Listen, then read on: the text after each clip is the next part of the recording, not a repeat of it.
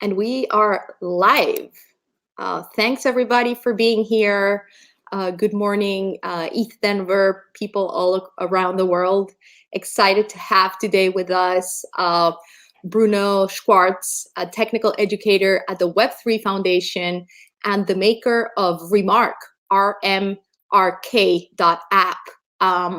He's going to be telling us a little bit about the Kusama network and the NFT strategy at Kusama, and a little bit about the history of NFTs. He's gonna do a little hands-on demo of creating your own account on Kusama and minting some NFTs using Remark. So welcome everybody. I'm just gonna give the floor to you, Bruno. You have to unmute yourself. Welcome. Hello. Thank you, Jessica, for the introduction, and hi, everybody. We are going to get started really soon. Like Jessica said, I'm a tech ed at the Web3 Foundation, so anything you want to know about this this workshop, this topic, or anything else about Polkadot, Kusama, or anything else we do, please feel free to reach out. It's my job to answer questions. So basically, try to reach out and be as direct with your questions as possible. Like the more complicated and the more skeptical, the better. I like answering hard questions. So what we're going to do now is we are going to go through an NFT crash course, which is going to briefly explain the history of everything, of how we got here, and what we are actually doing at the Web3 Foundation to kind of forward this ecosystem, and how we're managing this lack of NFTs on Polkadot, and more notably on Kusama right now. So I hope you can see my screen. If not, Jessica will probably yell at me. She's in the stream still. So I don't see the chat, but Jessica will be keeping an eye on it. And please, if you have any questions while I'm presenting, feel free to shoot them out just into the chat or wherever you can. And I'd like to answer them as soon as they crop up, because I don't want you to wait until the end of the stream to get your answers. So without further ado, let's get into it. First, let's briefly look at NFTs in general. NFTs stand for non-fungible tokens, as you might know, if you're in this webinar. And this basically means that fungibility means interchangeability, right? So one element is changeable for another, and nobody actually cares that I don't know, somebody else owned one thing, and somebody else owned another thing, if those things are interchangeable. So if Elvis held a dollar bill in his hand, that dollar bill has the same purchasing power in the shop as any other dollar bill. So the definition about this fungibility and non-fungibility of tokens kind of gets a little blurry when you try to take a look at things from like if you try to be very specific, it kind of gets a little blurry. So by definition, it's kind of customary to talk about cash as entirely fungible, right? Because $1 is interchangeable with another dollar at any point in time, so that's fully fungible. Of course, this is fungible only within its own group. So if you have the other group of $100 bill denominations, those are not fungible outside of their own group. You cannot funge you cannot funge a $100 bill with a $1 bill, because that's just not how it works. So inside their groups, these items are fungible. And then you have the other example, which is kind of the canonical example for non-fungibility, and that's Pokemon cards. And you have these Pokemon, which are all different from each other, and they're supposed to be non-fungible because you have these unique animals. But they are actually fungible again inside of their own set. You have these Cobalion things, and they will be you can have multiple Cobalions, you can have duplicates, and they will have the exact same stats. So they are actually indeed fungible. But again, not fungible outside of their set. Another monster will be completely different, have different attributes, so it cannot be interchangeable with the Cobalion thing, right? The Clean Clank thing can't be interchangeable with the Cobalion. So again, it shares a lot of common ground with the general with cash, right? And so in theory, you have something that looks like this, where money like Ether, Bitcoin, or just cash is fungible. And items like in-game items like swords or collectible statues or Pokemon cards are non-fungible. But in reality, this looks like this. It's chaos all around, and it depends on how you want to define fungibility and non-fungibility that actually ends up being what you value in this fungibility. Because you can treat different attributes of things as fungible or non-fungible. And in fact, if you look at cash, every cash bill has a serial number. So cash is actually not fungible, because if you look at that particular unit of value there, that little attribute, that will be absolutely unique on every dollar bill. And so by extension, Pokemon cards are actually more fungible than dollar bills because they don't have serial numbers. And they are actually truly interchangeable because you cannot tell the duplicates apart, except by wear and tear or something like that.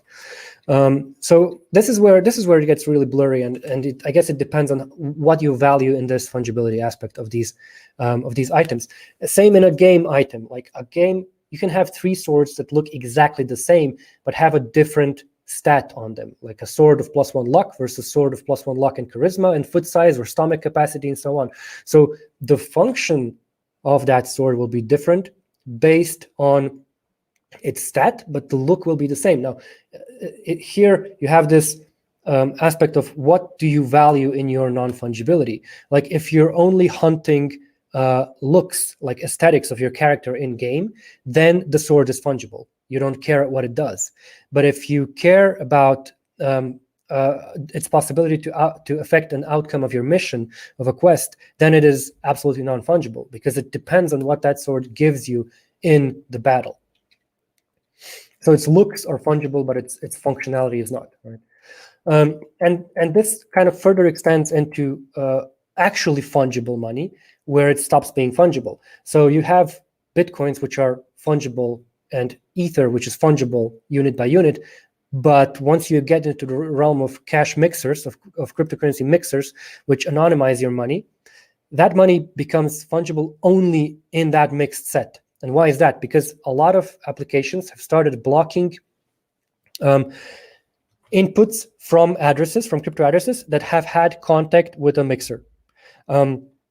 This happens with permissioned protocols that have CEOs and teams and centralized services, where the regulators said, no, we don't want money from mixers because that's shady, right?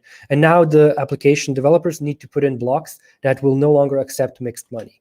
And so suddenly your fungible money becomes non-fungible, at least outside of its set. And that's another hurdle to overcome, another interesting aspect of fungibility.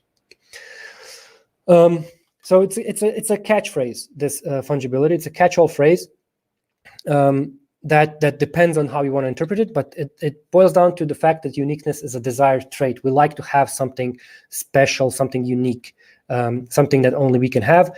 And so some people in 2016 thought, how do we get it on the blockchain? How do we get this? How do we get these collectible items, these special things, these unique attributes from the real world onto the chain? And this really only got its wings when Ethereum showed up on the scene, because it enabled people to build some wonderful things.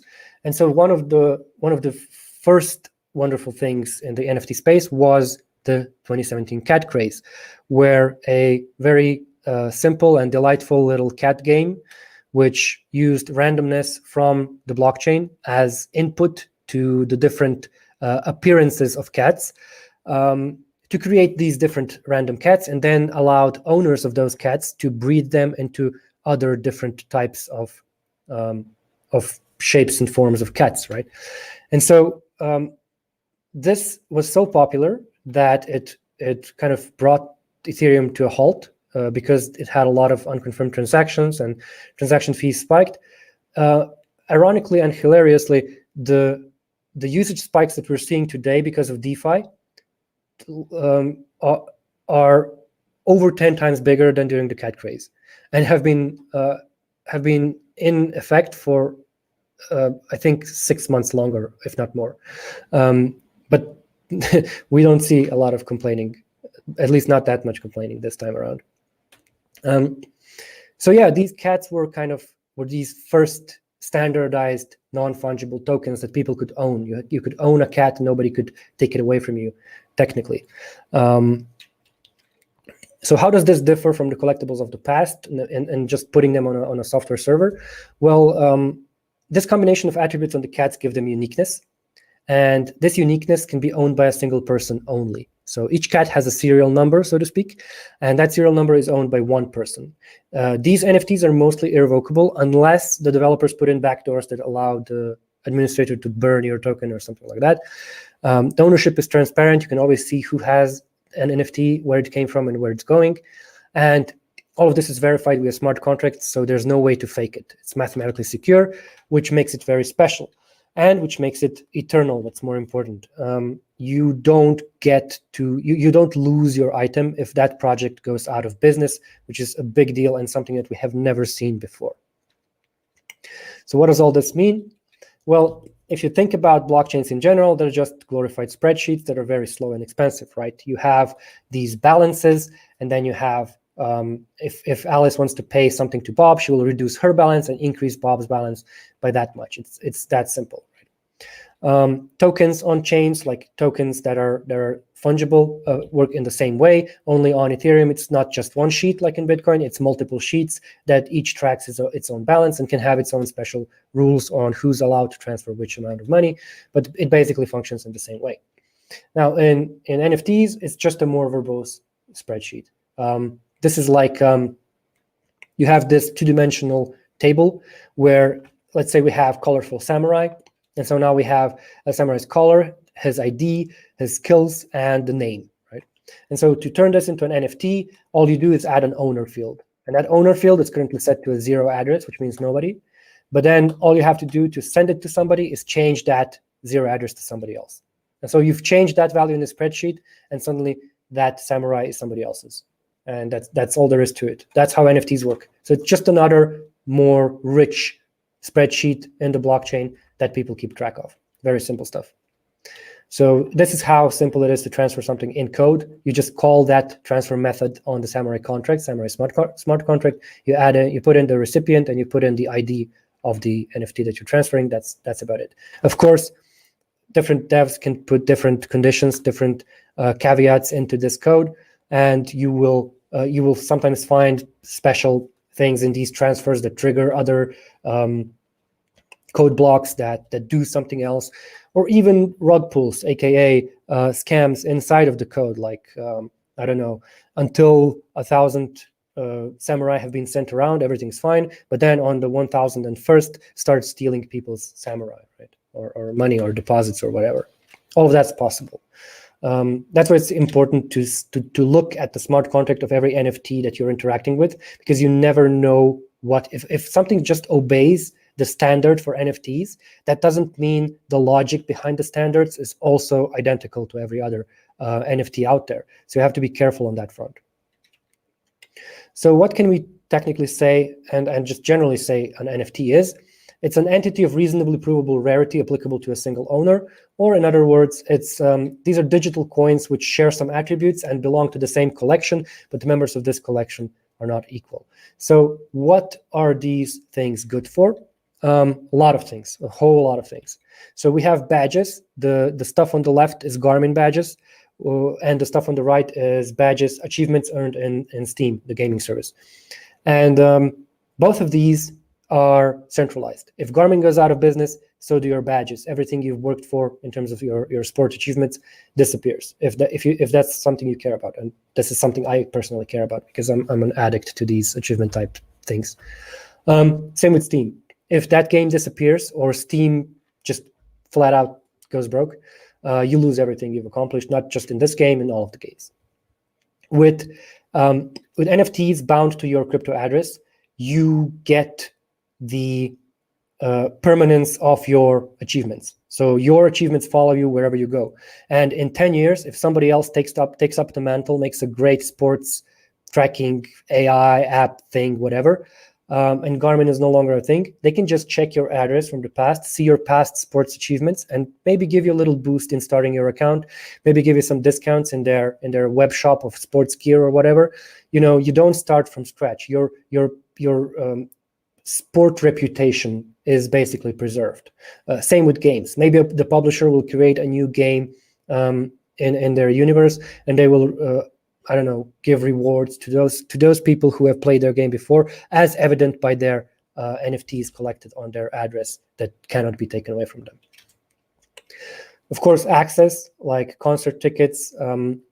You can have an NFT that's a concert ticket. You come to the concert, you burn that NFT. So there's functionality to destroy the NFT. What you get left with is the ticket stub. In effect, the transaction that burned the NFT is your ticket stub. And so in one single location and one single digital identity, you have not only your access to that concert, but you also have the proof that you've been to all the places you say you've been, because you have all of these ticket stubs, digital ticket stubs on your account forever.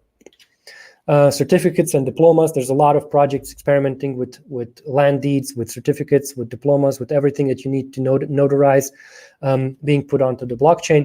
And in fact, in Remark, we are soon running a very interesting experiment where we are going to be auctioning off an apartment as an NFT. And that's going to be interesting because the possession of that NFT will actually allow you to legally transfer ownership of the apartment to you.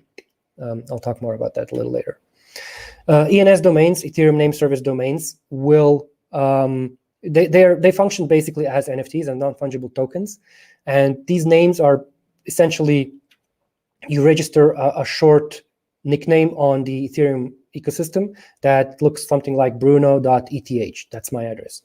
And so if you send Ether or tokens to bruno.eth, those tokens will arrive at my address. So this is just an easy way to remember who you're interacting with in the Ethereum ecosystem. And it has some special abilities, like you can attach an IPFS hash to that address. And what happens is you can visit that bruno.eth in the browser, and then my website will open if I attach an IPFS hash or a URL to my address. I've also attached my Kusama address to bruno.eth. So if you send KSM to bruno.eth, it will also arrive in my Kusama address. And you can trade these names with other people just like you would an NFT. So you can sell them just like you would an NFT. Some people believe in provenance of goods, so proving that some item is genuine or where it's been in terms of shipping and production and so on. I'm a skeptic on this front.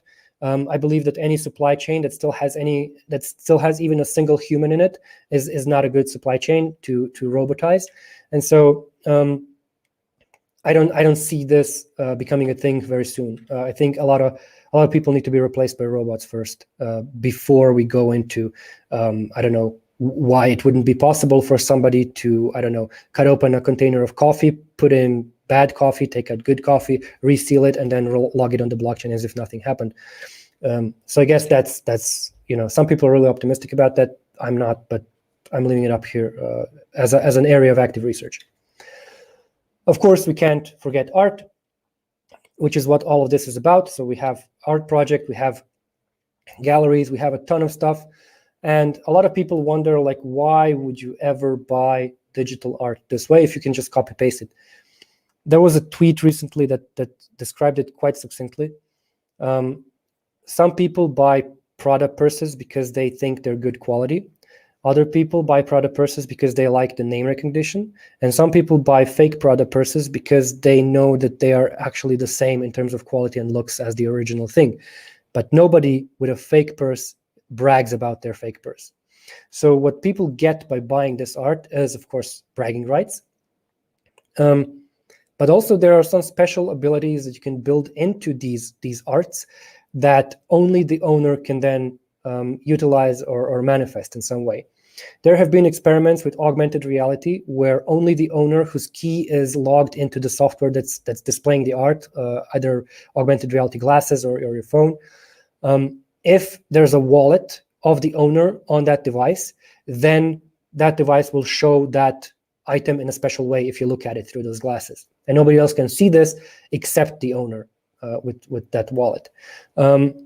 Others can manipulate the art. For example, I don't know, if I have a photo of an image of a moon, I might, if I'm an owner, I can maybe change the phase of the moon. Like if I feel like it, I can make it a half moon or something.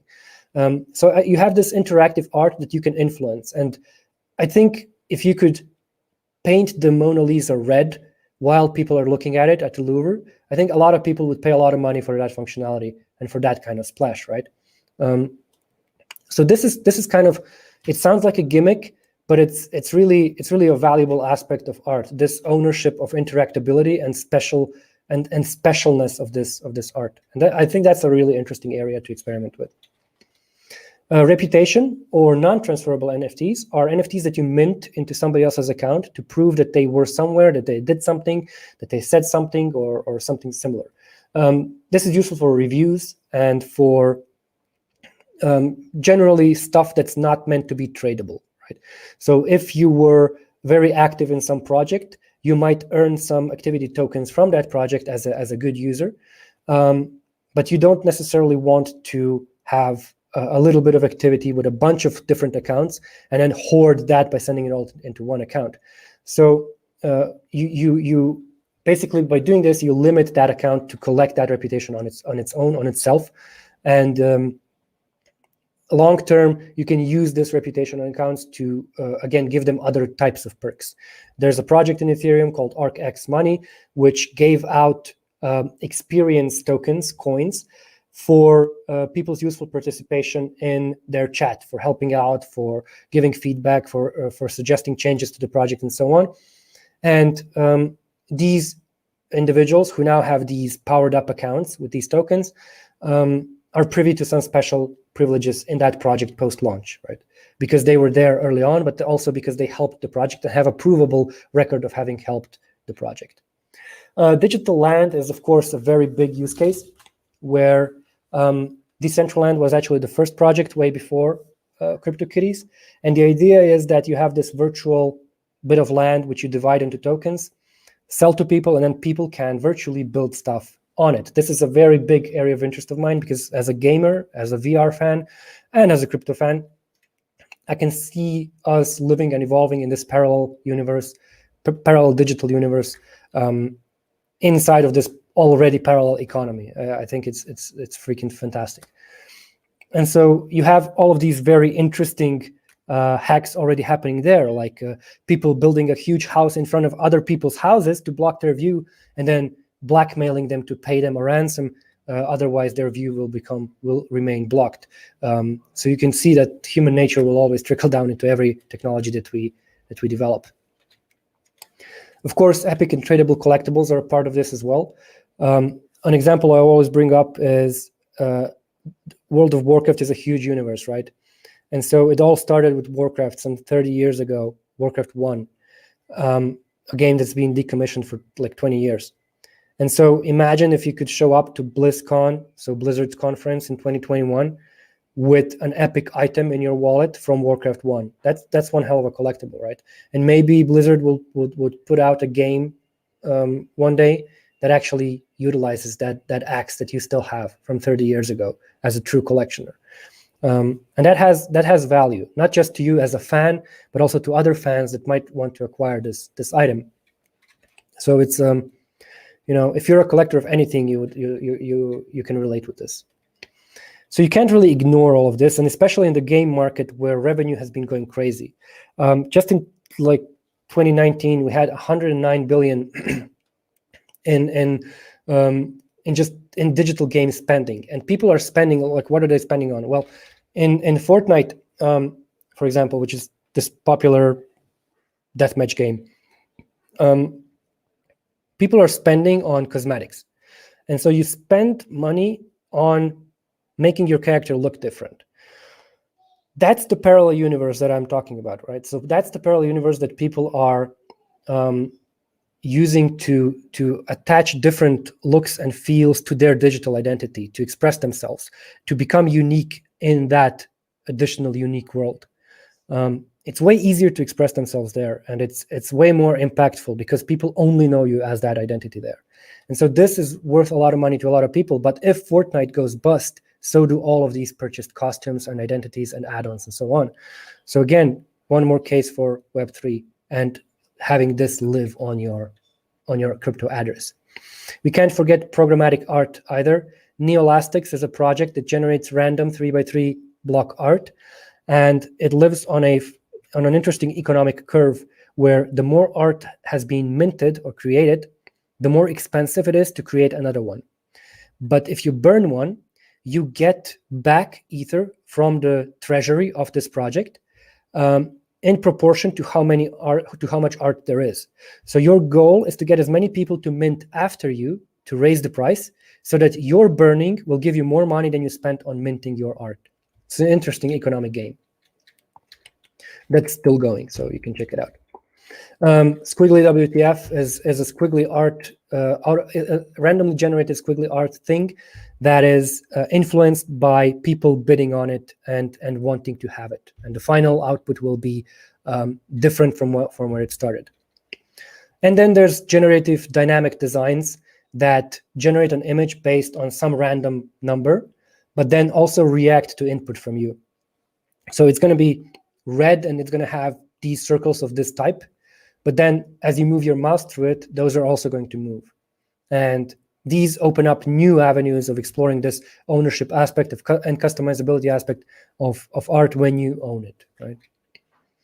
And of course, some projects have taken this up a notch and started producing little portable displays, which roll your NFT art on a loop on a little display. So you can put it on your fireplace mantle and you can have your NFT GIF just playing there, which is kind of cool. And definitely a conversation starter, right? And now more recent uses are using NFTs as collateral. So you put down a provably rare NFT as collateral and you take a loan against it. This has already happened, kinda, though this space is right now, it's rife with wash trading. So this person borrowed this from themselves and then bought it from themselves. It's an interesting gimmick and an interesting avenue to explore, but you have to be careful in terms of hype that this generates, because people don't generally like a lot of this stuff is just being done because it's transparent and because they know that people are going to write about it. So you should be careful when using this stuff and when setting your conditions and giving somebody a loan against their collateral, because it's up to them how to price a cat. Or I mean a cat in this case, but also other NFTs. So you should probably try and follow one of the many NFT liquidity projects that are trying to dynamically estimate the worth and value of an NFT, because a collateral that is an NFT is not very easy to liquidate if the debtor fails to pay off their debt. And just to show you the monthly crypto art volume, in December of last year, we got to 8.2 million. Now, again, I repeat, a lot of this is wash trading, people buying from themselves and so on to inflate the numbers. But still, even with wash trading, it's not trivial. Like the volumes are heating up. It's pretty crazy, and it's gonna get crazier. So board that NFT train before it goes bye-bye. One article that I would absolutely and definitely recommend you read is from Atelier. So it's atelier.net/virtual economy. It contains a lot of really kick-ass stats, and it's visually incredibly impressive. And it explains a lot of things that have been happening and that will be happening. So I definitely recommend giving them a go. So how does all of this apply to Polkadot? And yes, I'm here on behalf of the Polkadot universe. But like you are at ETH Denver, so you might feel weird about Polkadot being here, but that's just because you've been kind of fed a narrative of Polkadot being a competition to Ethereum. Polkadot is a layer 0, Ethereum is a layer 1, and Polkadot is working to make Ethereum connected to everything else.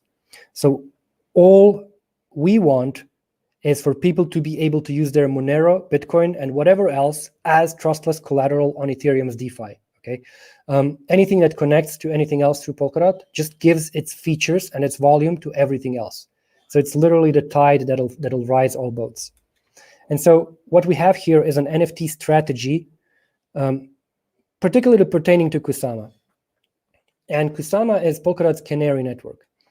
And now, people like to call it a test net, but that's because they don't understand what a canary network is.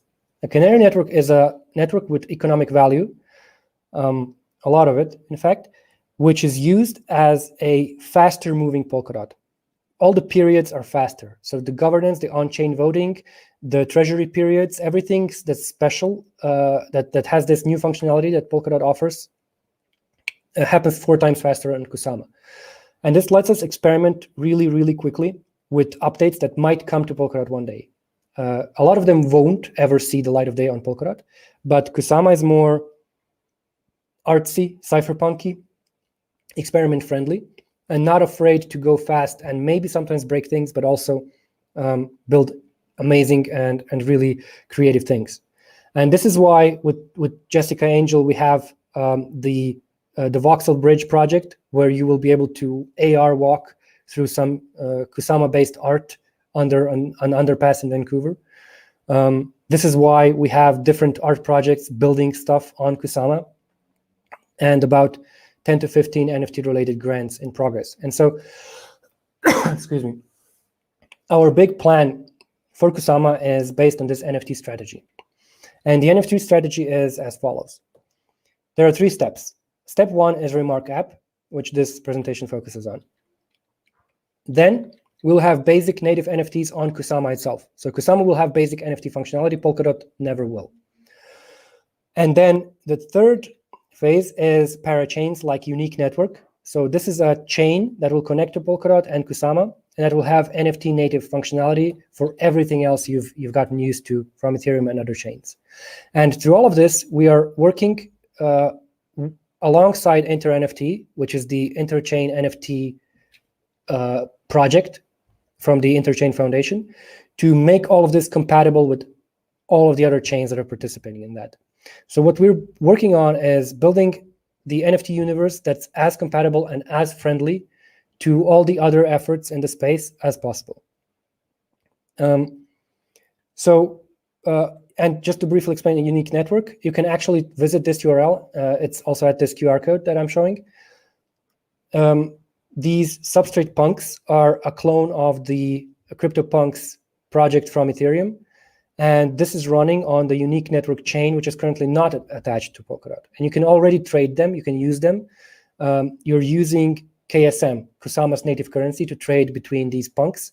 And the trading happens through a bridge from this unique chain to the Kusama chain. So it's a special chain just for NFTs. And it's pretty cool.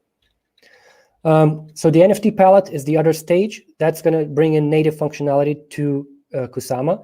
We will have basic NFTs and a gallery where you can display, sell, and buy NFTs. That's going to be native on-chain. No smart contracts, but NFTs. They're just native level NFTs. And so that brings us to Remark. Remark is the temporary solution until these other things are ready. And these are going to take another while. So until that happens, Remark app is here. And that's remark.app. You can visit it in your browser. Remark.app is a set of standards that defines how to abuse the Kusama network to have NFTs, even though it's not supposed to. So because Kusama network is not a smart contract chain, it doesn't have the logic necessary to build ERC 721s and similar projects on it. But there's functionality to include graffiti with your transactions, just like in Bitcoin. Sorry, where you could attach random values to your transactions. And so we're following that same approach and interpreting these graffiti in blocks in special ways. And Remark app is a set of standards that dictates how you interpret them. And so tools that respect this standard understand NFTs on Kusama, because these special notes, the special graffiti, tells the system when an NFT was minted, sent, listed for sale, bought, and so on. And so we have these, there are 3 repositories, right? Three aspects of this that you should look at depending on your inclination. So if you want to check out the specification and build some tools for this, so a wallet for this or whatever else, you should look at the specs. And that's at the URL, at the first URL here on the slide. If you want to build a wallet from the tools that already exist, you go to the second URL, which contains the toolkit, which has some basic tools that help you grab the remarks from the chain, consolidate them into one set that shares a common truth, and then you can do operations on them. And then we have, if you're a user or an artist, we have a basic UI at codadot.xyz. It's the official, unofficial UI made by a team that got a grant from the Web3 Foundation. And they're building the simple UI for people to use. This is still like kind of beta. It can be buggy, but we are working on it. And it works. People have minted NFTs already. There have been some sales and so on. So feel free to try it out. We'll also show it later. So this works in the same way as colored coins do in Bitcoin, if you're familiar with those. They attach extra data to BTC transactions, but this project is mostly dead because nobody really uses it. It was too slow to do something on Bitcoin, and too complicated to write tooling for this. This is much simpler because there's no limit to the amount of data that you can put into this remark graffiti. So why is the project called Remark App? Because the functionality that lets you graffiti the transaction is called system remark. So you write a remark onto the transaction that you're sending. And so there's no size limit to these remarks. You will pay more for longer remarks, but that's dynamically calculated based on the length of the remark. And you can basically put anything in there. And this is what allows us to have NFTs of any type. You can put in audio, video, GIF, just static images, 3D models, WebGL formulae, code that will get rendered in a special way, and so on. This is all documented in the spec, so I recommend you look at it there. And it will be in the UIs very soon. So yeah, strict specification on how to interpret remarks is remarks entire shtick, right? So now we also have metadata and data support that is fully compatible with OpenSea. So if OpenSea decides to list remarks, it already can. Now, what are the pros and cons of doing this way? Well, the pros are that we get NFTs on Kusama, a chain that hasn't had them so far, but is very, very, very artist-oriented. So you can think of this as the most artist-oriented chain out there, but it doesn't have NFTs, which is a sin, right? So I wanted to add NFTs to Kusama. This is what this does. It has full versatility and customizability because of the infinite size of the remarks. So you can put anything in there, from code to websites and images, movies, and so on. The cons here are that you need a fully synced node.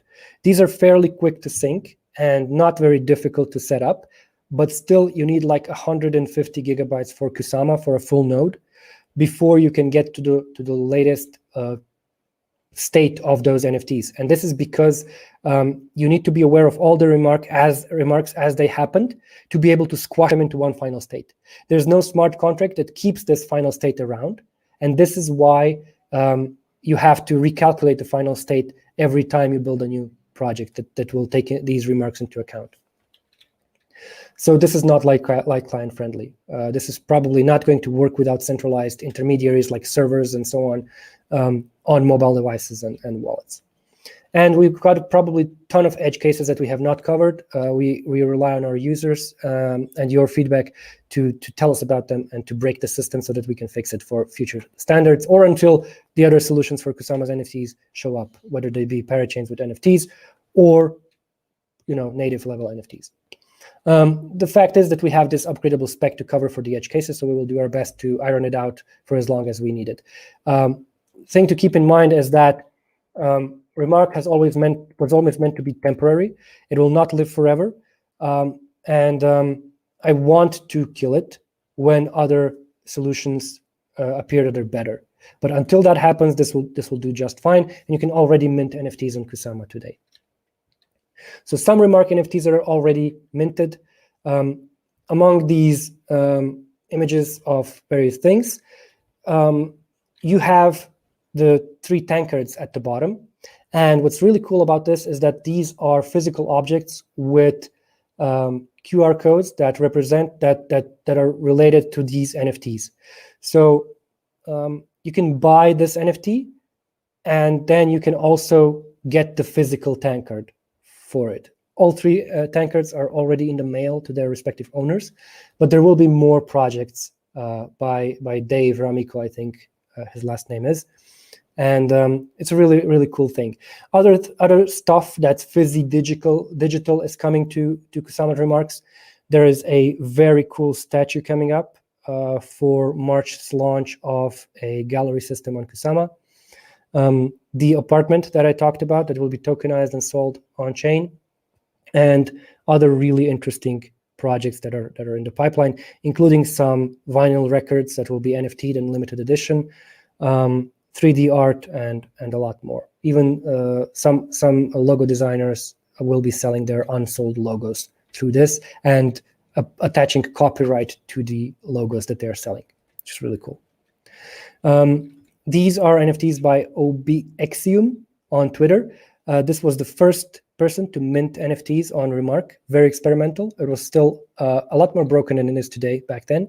He made it and he sold them all. And yeah, congrats on being a brave pioneer. Cheers, man.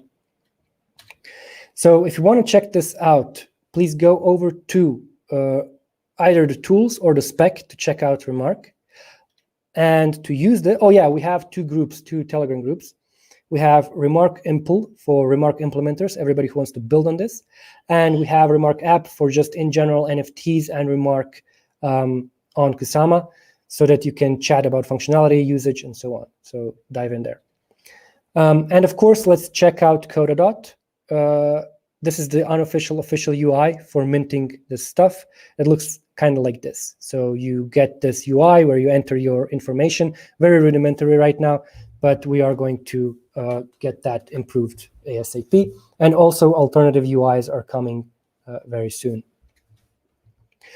Other than that, there's some links you can check out. I will share this presentation with you later so you can check it out. And right now, that's it for the part about theory. I want to show you how to use Remark to mint something.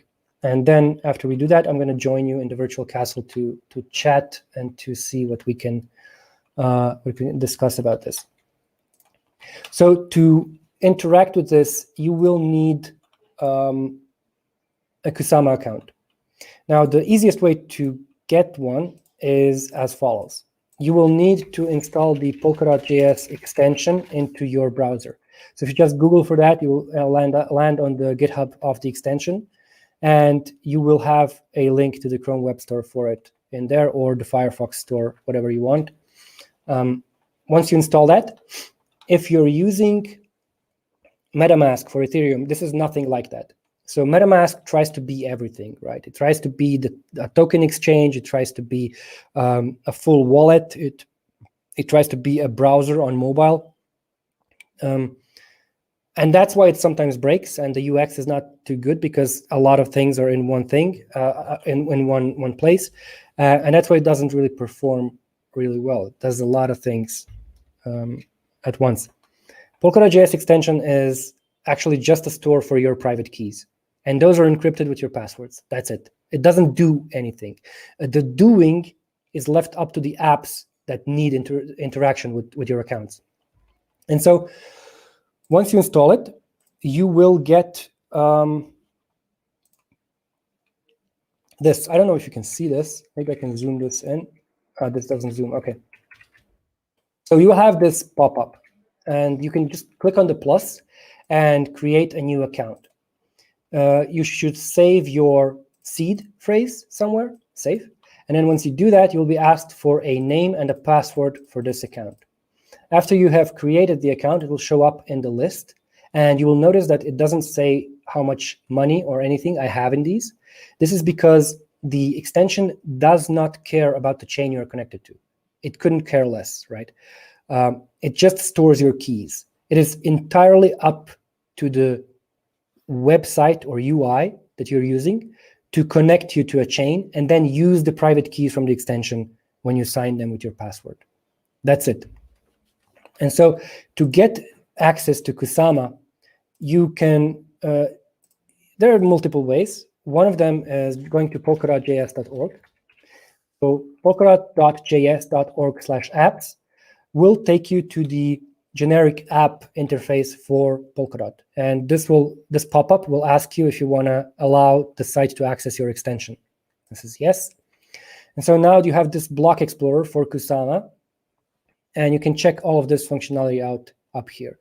This polkadot.js.org/apps is the canonical place to visit the latest, most cutting-edge version of this interface.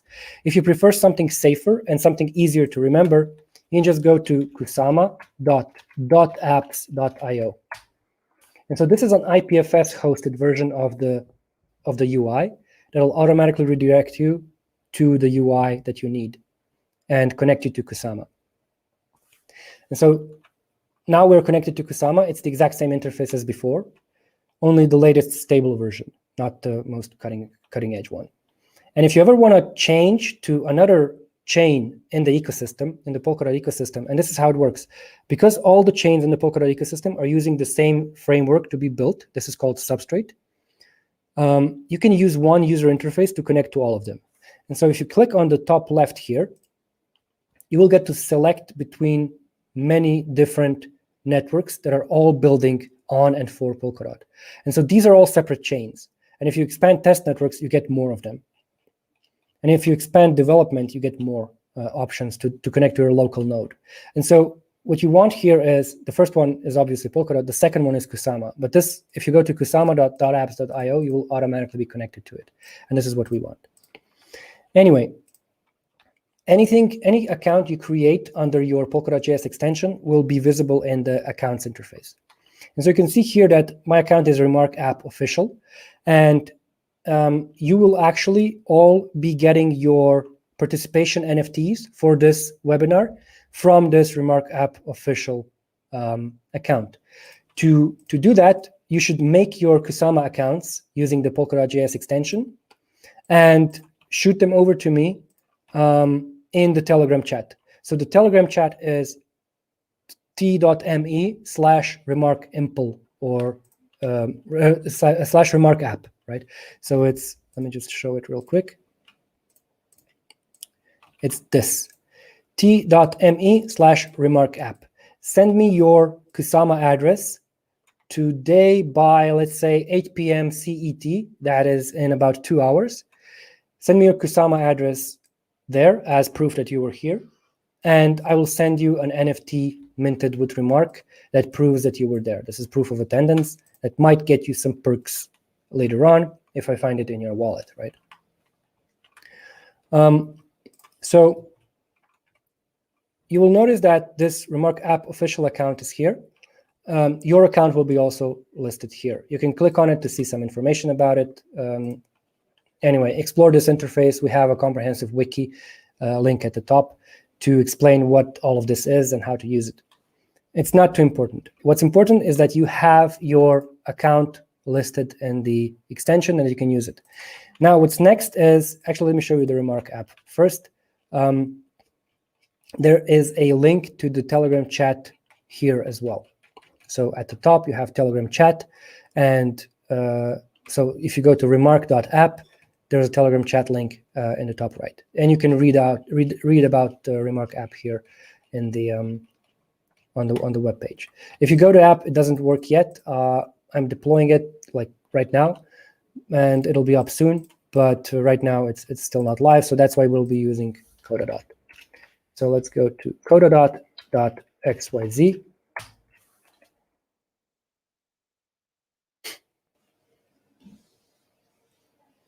This also asks for permission to connect with your Polkadot.js extension. You will allow it.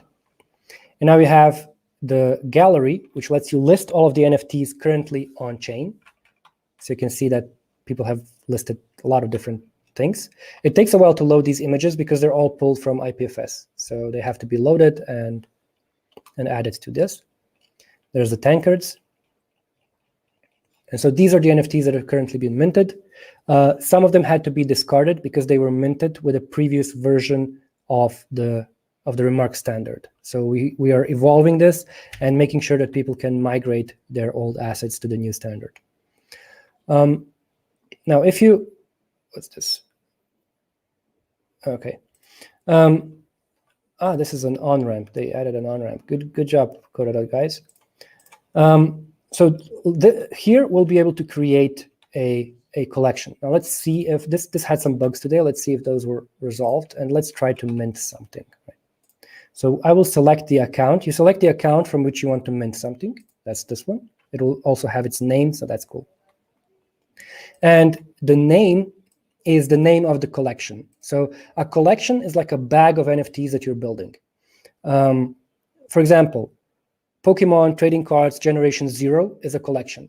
And then every Pokemon card that belongs to that collection will go into that collection as a separate NFT. A collection itself is not an NFT. It's just a container for NFTs. But every NFT has to be part of a collection. So let's call it East Denver 21. And maximum NFTs in collection. If you omit this, you should be able to omit this, we'll see. Then that means infinite. Or you can just specify the limit here, and you won't be able to mint beyond this limit. So this is kind of like a provable scarcity, right? This guarantees to others who observe this collection that they will not be able to, that the owner will not be able to mint more items into this collection and dilute the NFT collection. Symbol is whatever you choose to, like a short name for your collection, like the stuff that you see on CoinMarketCap and so on, like a short name for the coin. That's the symbol. And so let's call it like ED21. So for content, you can have you can add a description and an image, and that's going to get automatically uploaded to IPFS, and then that IPFS link is going to be saved alongside the collection. Or you can just upload it yourself and then just add the IPFS hash here. So in this case, we are going to add a description, pull up for all the East Denver attendees.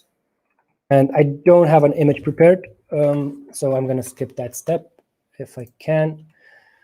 Multimedia data, I'm not sure what this is. Oh yeah, okay. So you can upload, you can either upload an image or you can put in the image data directly. So this, it seems like they require an image. So I'm gonna find some kind of Buffycorn image. All right, let's take this one. Sorry, East Denver, for abusing your mascot and stealing your copyright here. Let's see how that works.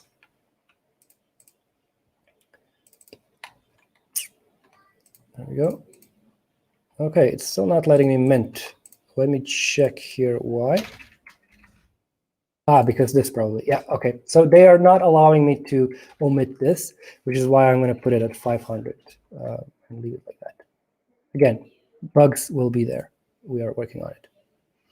And so this is now uploading and preparing the IPFS hash. Once it's done, it's going to ask me to sign my account to allow the transaction to be sent.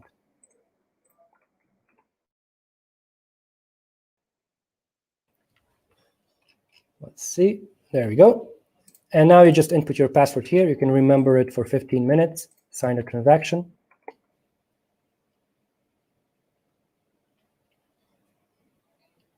And so this computed ID part here is the identifier of this collection. It is automatically generated and unique. So you can reference this in NFTs that you're building. So as in which collection these NFTs are going to belong to. There we go, it's minted. And so now I can go under the token part, token tab. I'll pick my account and I will select the collection that I just built. And now I can add NFTs into this collection. So you can see here that it pre-populated the ID because it's being automatically generated, and the collection as well. And so I can give it a name, and the name is just a name of this individual NFT. The instance is similar to the symbol of the collection before. It's like a short version of the name. So let's call it NFT crash course attendance. Okay, and you can see here that the ID automatically included it. So the ID is being built out automatically. And we can make it transferable, so you can transfer it to other people. This price shouldn't be here, so we'll have to remove that. And now description, let's just say this person was at the presentation, and I don't know.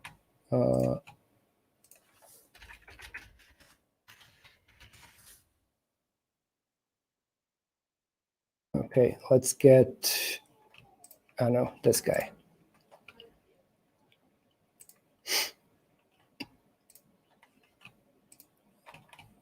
Sorry about that, whoever owns this image. I'm a thief. And that's pretty much it. I think we should be able to mint this. Let's see. Wait, no, just added it. Add animated file. Oh, submit is here. Yeah, that needs work. Let's go. And now we are making the NFT. So of course, batch minting and other stuff is coming soon. But right now, this is just a demo of what you can do already. The thing is, this is very tricky because all of these tools that are working with Remark have to be in sync with one another. So we have to make sure that everybody respects the standard. Otherwise, some people are going to see different states of the NFT space in their wallets than other people will. So this is why it's taking a little bit longer than expected. But it's also why it's going to be extremely versatile in terms of formats that it can support, and you know, the different presentations that can go into this.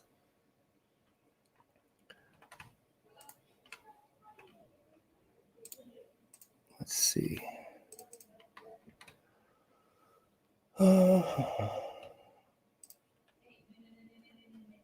Maybe this crashed, or maybe it's just taking a while to upload. We'll see. In any case, could be early bugs. So we are going to try and fix that right after this Hangout finishes. Anyway, I'm going to leave it at this, and I'm going to fix that later immediately, and immediately after the presentation, and send out the NFTs to everybody who joins in and sends their Kusama address. Again, I repeat, the chat is t.me/remark app. Join us there. If anything's unclear, ask questions. We'll be there to help you out, to make your account, and help you get some KSM. Go ahead. Someone's asking, Starpause is asking what symbol to use. You can pick your own symbol, doesn't matter. So this is up to you. It's like picking your own coin symbol ticker, right? If you make your own currency, you can choose what you want to see it represented as in the various markets. So this is entirely up to you. You should use like something very short and uppercase. The thing to keep in mind is that the longer our remark is, the more expensive the transaction is. So you want these to be specific but short, right?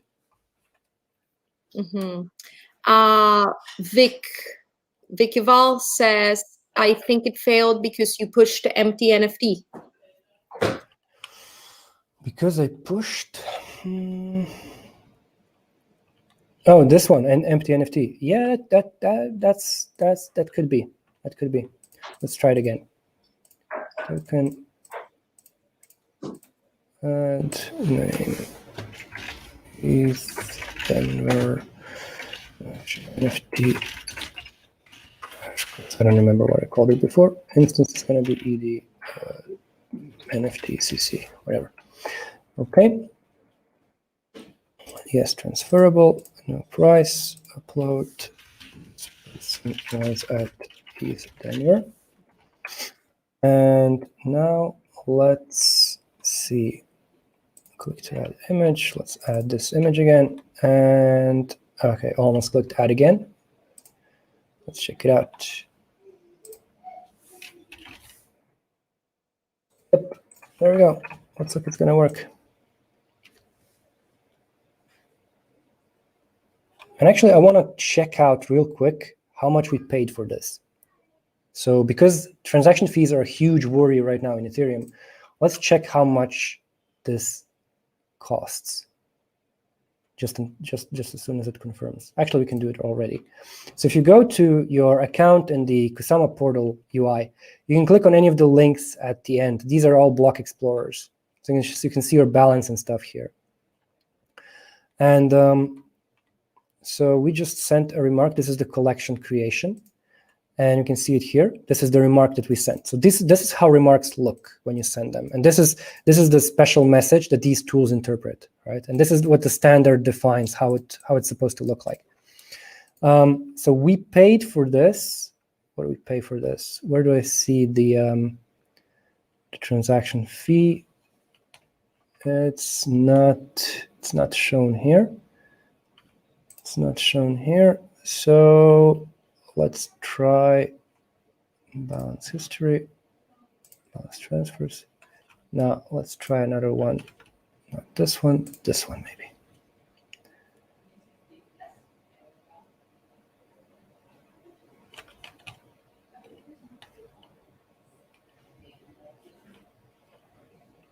This is taking a while, I don't know.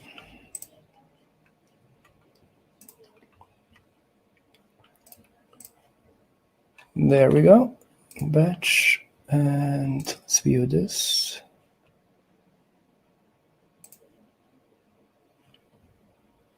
Okay, so the fee was 0.0084 KSM, which is at 105 per KSM, 105 USD. That is 80 cents, 88 cents. Not bad, right? 88 cents for an entire collection. And keep in mind that collections are generally the biggest remarks you'll be issuing. The others are much smaller because they just reference the ID of a collection or an NFT.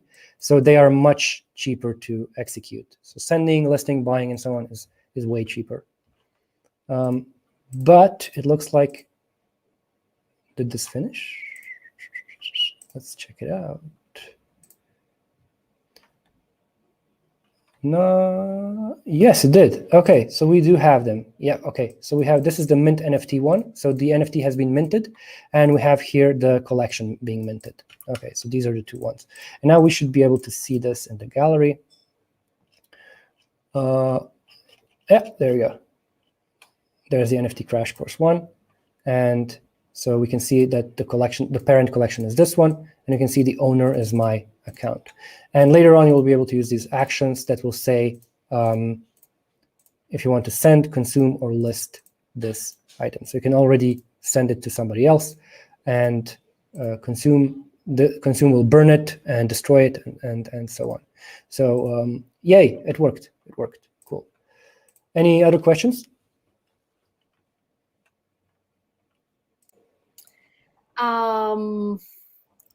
Does anybody have any other questions here? I think I just have a few comments.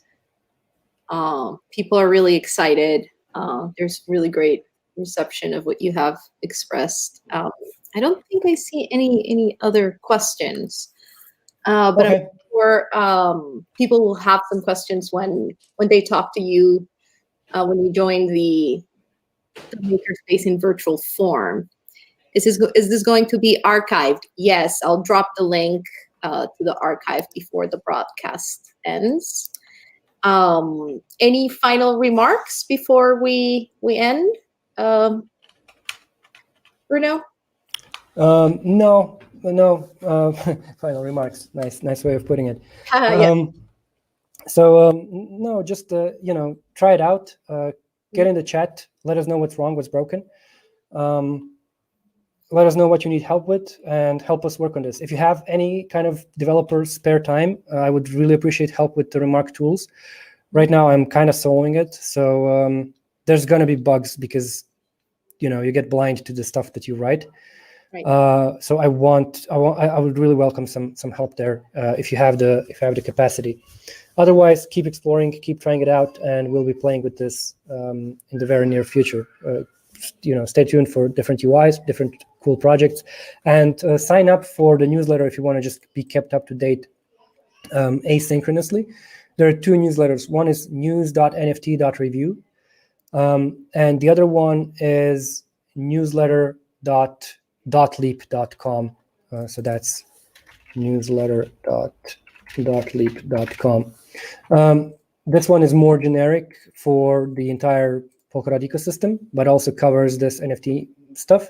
But news.nft.review covers NFT-related stuff only in this ecosystem. So any news, any updates, any UI upgrades, any competitions, rewards, and so on are going to be listed there. And of course, features of authors and artists and sales stats and stuff like that. So sign up, and yeah, I hope to see you there. And now I'm going to jump into the virtual castle and try to join you there live-ish. Perfect. Thank you so much, Bruno. We see you in a minute. All right. Yeah. See ya. Cheers. Bye. Thank you, everybody.